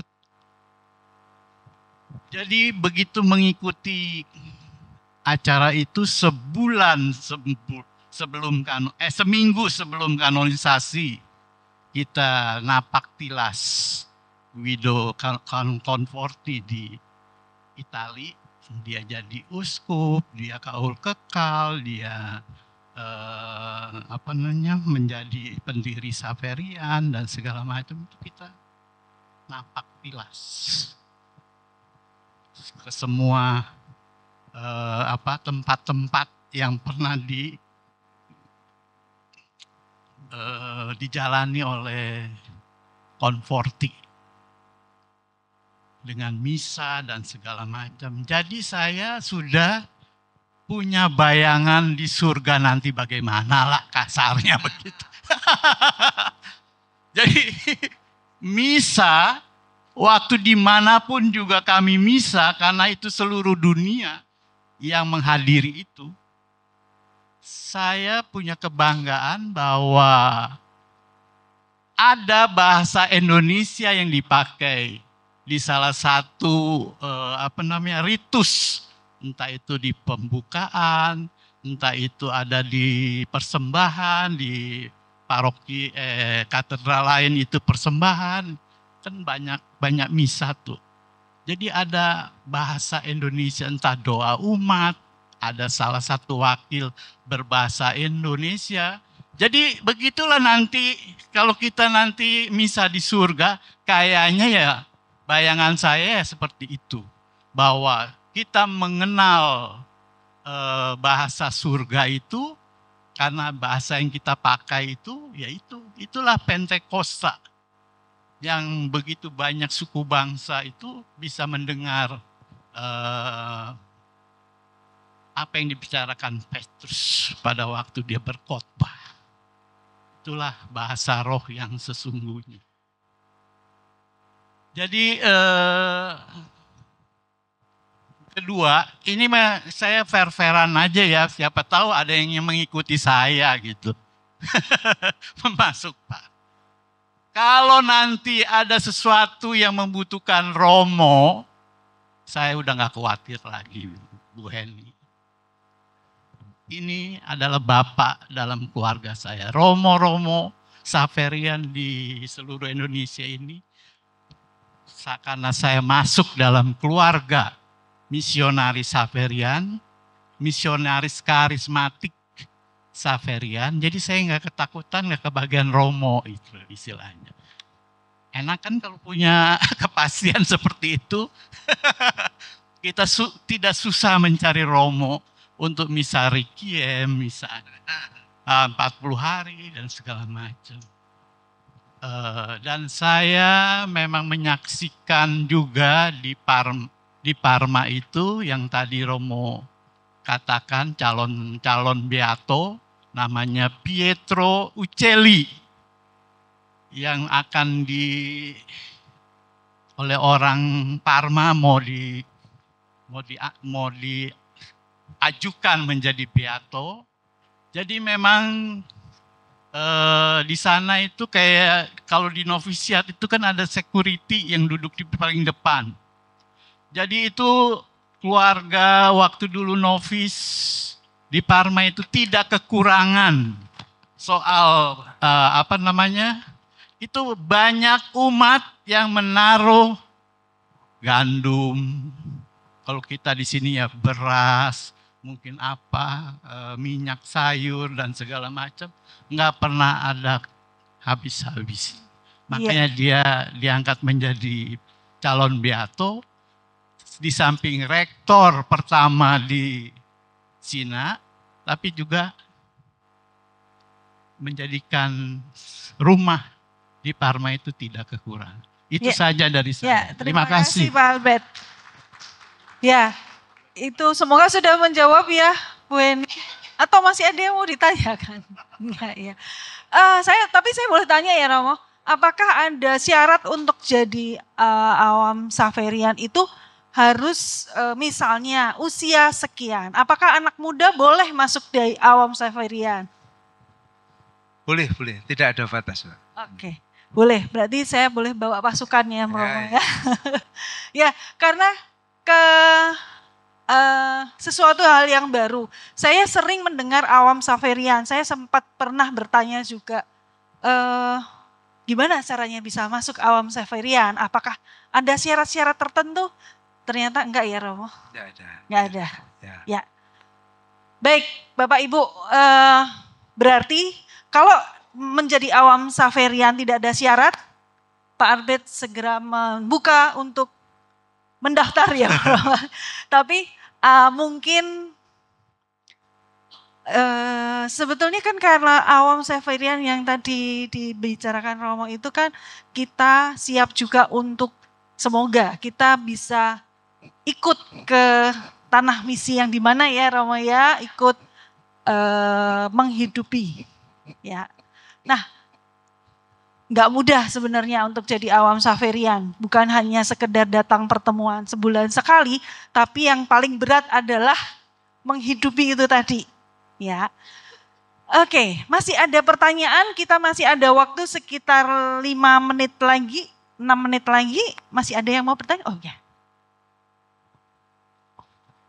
Pertanyaan saya agak-agak bercanda sedikit Romo. Ini kan kalau benar-benar nanti jadi awam Xaverian terus masuk ke tanah misi, ternyata kita menjadi calon martir.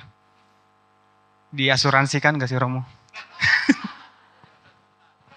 Asuransinya kerajaan Allah. Kalau asuransi yang asuransi manusia diurus sendiri. Diurus sendiri. Jadi Xaverian tidak mengurus tentang asuransi ini. Ya, asuransinya lebih mahal itu Mas. Oke, masih ada lagi pertanyaan? Mungkin satu pertanyaan lagi kalau masih ada. Oke, baik. Kalau sudah tidak ada, mungkin ada yang mau digarisbawahi lagi Romo? Baik Bapak Ibu. Yang materi terakhir tentang awam Xaverian akan dibahas Romo Petrus ya. Bulan depan ya, akan lebih dijelaskan secara praktis bagaimana menjadi awam Xaverian, apa itu awam Xaverian. Ya. Saya singgung sedikit untuk masuk ke teori itu, ke tema itu untuk bulan depan. Itu aja Mbak, terima kasih. Ya, terima kasih Romo. Jadi bulan depan siap untuk hadir. Bapak Ibu mungkin lebih banyak mengajak teman-teman semua supaya ruang kita terisi penuh. Dan awam Xaverian sekarang ada berapa Pak Albert? Kira-kira ada 20, 30? 30. Besok yang hadir ada 100 jadi 130 ya Pak. Amin. Ya, terima kasih, kita tepuk tangan untuk Romo Yakobus. Terima kasih sekali Romo atas semua pencerahan buat kita semua. Kita tutup dengan doa karena sudah banyak yang mengantuk nih. Oh, ada pengumuman.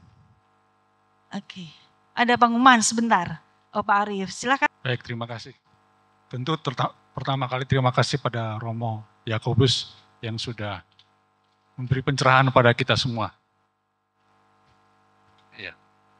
Ya, Bapak Ibu, sebelum ditutup pertemuan ini kami ingin mengingatkan beberapa pengumuman. Pertama, tadi sudah disebutkan bahwa pikat berikutnya itu tanggal 22 Agustus ya. Seperti biasa pendaftaran mulai jam 19, pendaftaran ulang 19.30 kita mulai pengajaran. Nah, itu adalah hari Jumat. Nah, hari Minggunya tanggal 24 Agustus jam 10 pagi ada open house di Wisma Xaverian untuk Bapak Ibu semua yang ingin mengenal lebih tahu tentang awam Xaverian. Jadi kami mengundang Bapak Ibu untuk bisa mengenal lebih jauh dan juga pertama mengundang untuk kembali hadir membawa teman-temannya untuk hadir di pikat tanggal 22 Agustus dan hari Minggunya 24 Agustus open house mulai jam 10 pagi. Begitu pengumuman dari kami. Terima kasih Pak Arief. Kita tutup doa. Sudah ya Bu Ana? Sudah semua? Ya. Kita tutup doa dan mungkin ditutup dengan berkat ya Romo. Kita persilakan Bu Ika untuk pimpin doa.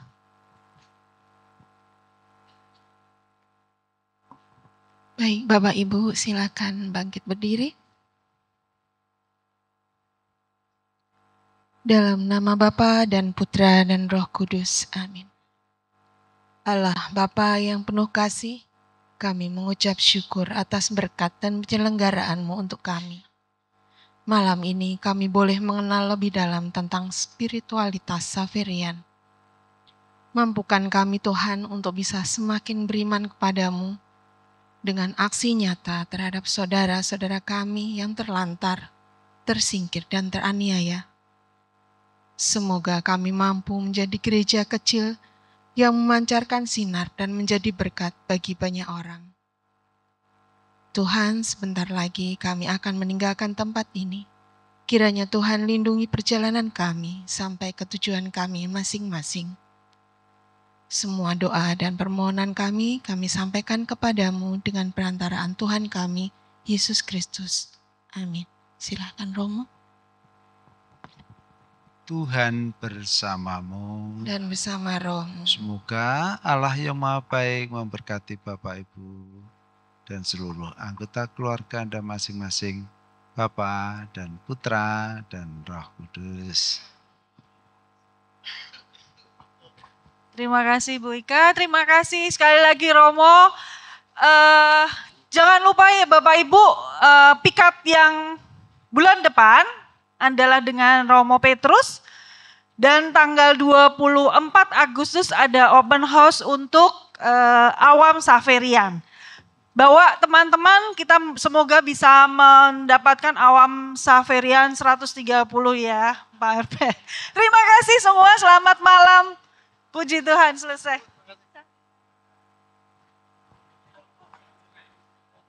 Ada acara foto nggak sih Bu Ana? Oh, foto bersama dulu, foto bersama.